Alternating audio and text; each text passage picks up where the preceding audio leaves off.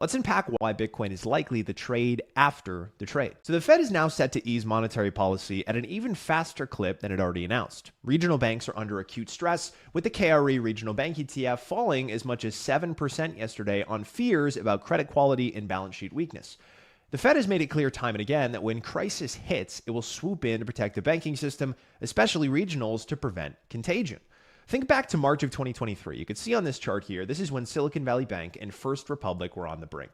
Bitcoin fell 10% during those fears, and the next day, that marked the Bitcoin bottom. The Fed unveiled a new facility to backstop the banks. Within a month, Bitcoin had rallied 58.4%. The takeaway is that when crises arrive, the Fed responds fast, and that policy floor under banks drives capital out on the risk curve into things like US equities and Bitcoin. Fast forward to today, gold is surging on geopolitical tensions and renewed monetary concerns. You're actually seeing lines outside of bullion dealers from retail investors looking to purchase gold.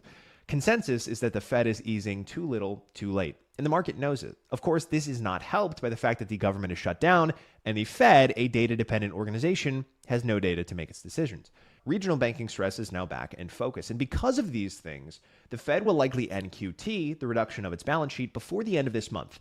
That will mark the end of the tightening cycle and a full-blown shift into monetary easing, which already began last month with its second set of rate cuts during this cycle. Bitcoin stands to benefit more than almost any other asset in this environment because it trades with a higher beta, a higher sensitivity to overall market moves. More than that, it's a liquidity sponge. When liquidity expands, i.e., the capacity of capital at banks increases and their ability to extend credit increases, Bitcoin captures more of the upside in that risk-on move than almost anything else. And this is another important thing to remember.